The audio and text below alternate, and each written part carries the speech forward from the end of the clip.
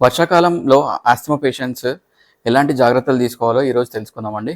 నమస్తే అండి. నా పేరు doctor Prashanth, MD lung స్పెషలిస్ట్‌ని.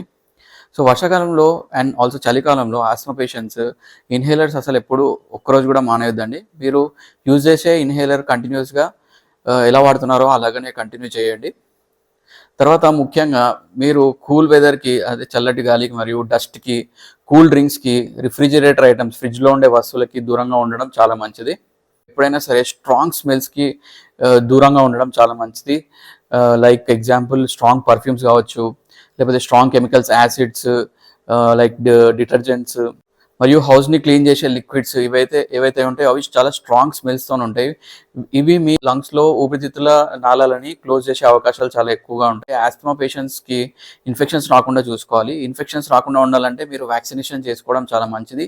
Influenza and pneumococcal vaccine, ఈ 2 వ్యాక్సిన్స్